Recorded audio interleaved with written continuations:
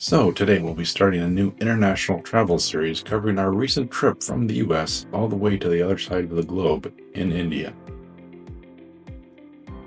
We started off flying in from London to Maharashtra in the city of Mumbai.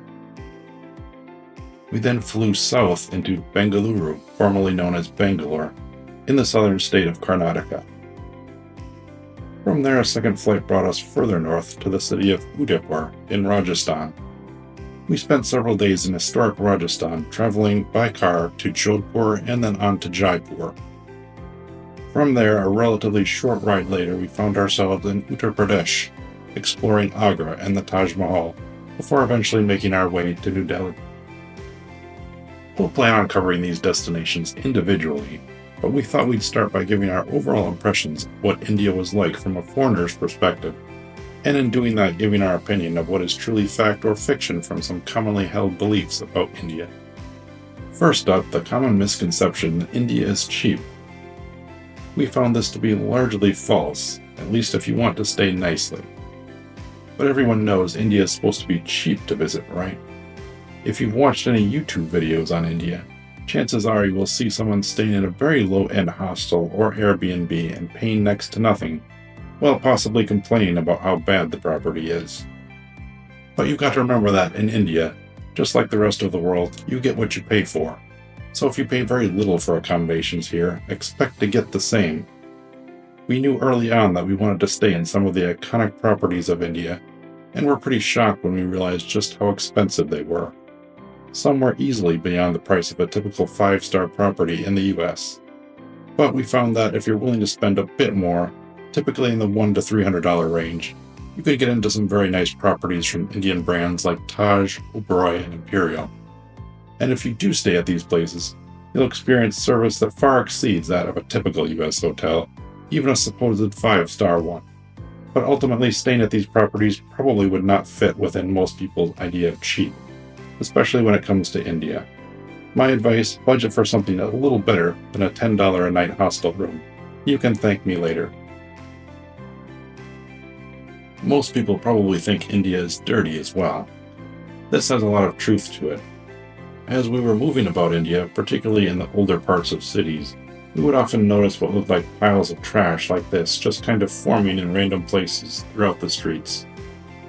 Not sure how these spots turned into dumping grounds, but you'll definitely notice them. You'll also notice places where streets are just very dirty or poorly maintained, or areas that just smell bad in general due to poor sanitization. I think this is kind of a function of having a country with a population of 1 billion people. It's hard to get everyone to play nice and have respect for public places. There are, however, more modern developed areas, typically near IT hubs or parks, where things are maintained and are more in alignment with what you would expect from a Western perspective. But there's no question that India has some work to do here to maintain the general cleanliness of things. Next, let's talk about the service and hospitality in India. One of the absolute highlights for us on this trip was the hospitality we experienced at Indian hotels throughout the country. Iconic hotel brands like the Taj, Oberoi, Imperial, and ITC properties really earned their reputation for excellent service, as they couldn't seem to do enough for you. From the moment you exit your vehicle at the entrance, staff at these hotels were making sure that you didn't have to lift a finger to do anything. Even the sight of a guest carrying a single bag into the hotel seemed too much for them to bear. From room service to restaurants, housekeeping, valet, and concierge services, you knew that whenever you contacted someone with a request, it was going to be done. We didn't need to constantly follow up with repeated requests or hear any excuses from staff. It just got done. At one point, when I had gotten sick at the Mumbai Taj, the hotel arranged for a private doctor visit at the hotel. Medicine was prescribed, and the prescription was filled by the hotel's pharmacy, all without leaving the hotel.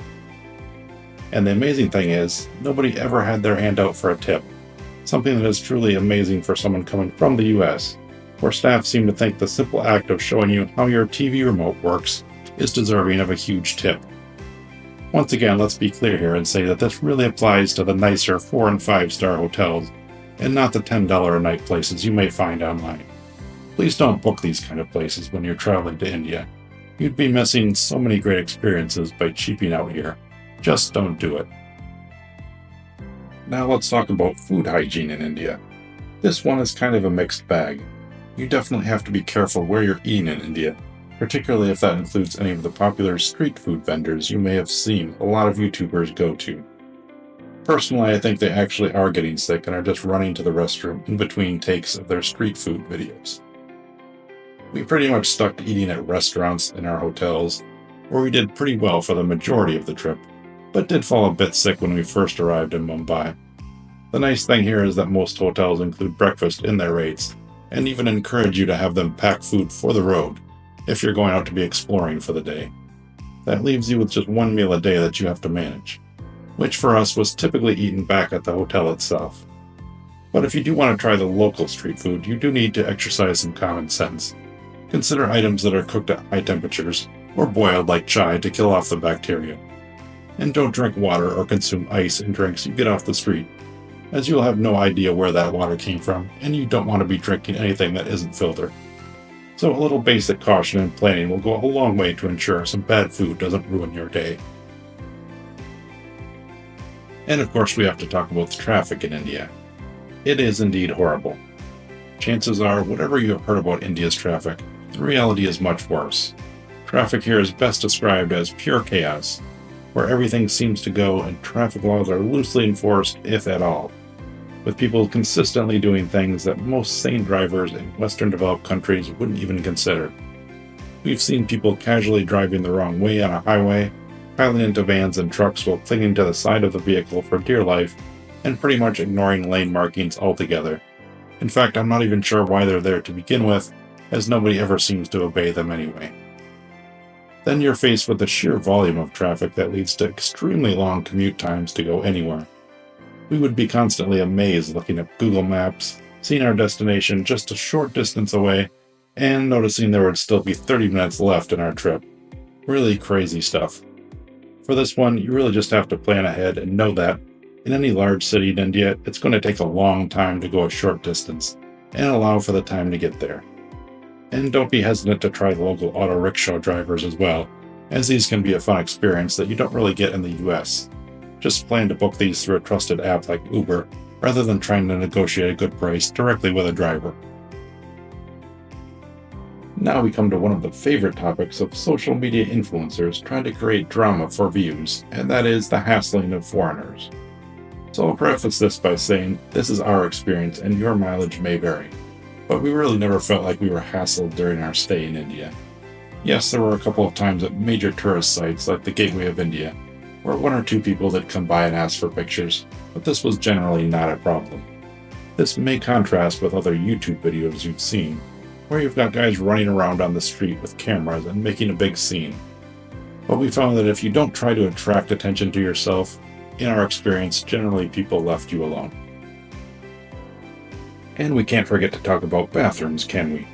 While I will say that India has seemed to make some strides in this area, with more available public restrooms, they are woefully short of what is still needed, especially around major tourist attractions, where you will routinely struggle to find any bathrooms immediately nearby.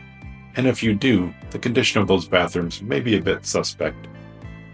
Generally, if you're going to any major mid-tier or above hotel chain or restaurant, you're probably going to find the facilities there to be fine and in good working order. If, however, you're stopping at a roadside place while traveling between cities, or looking for something near a major attraction, you may struggle to find anything.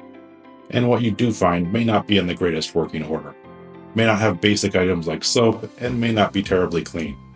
My advice here would be prepared to take advantage of any restrooms you do find when you need them, and bring your own supplies, such as dry soap, seat covers, and sanitizer. Tourist areas are also kind of a mixed bag. While there are some nicely maintained sites like the City Palace in Udaipur, Jaswant Dada in Jodhpur, there are just as many, if not more, that hadn't really been kept up well and were falling apart. It's a shame, really, as there are so many historical sites, forts, and buildings that probably would have looked amazing back in the day, but time has really taken its toll on them, and they just haven't been well maintained. I guess that is to be expected in a country with such a large population. Where's the money going to come from to maintain these sites, and what has to be cut in order to do that? Well, that about sums things up from my experience in India. What did I get right or wrong about the country?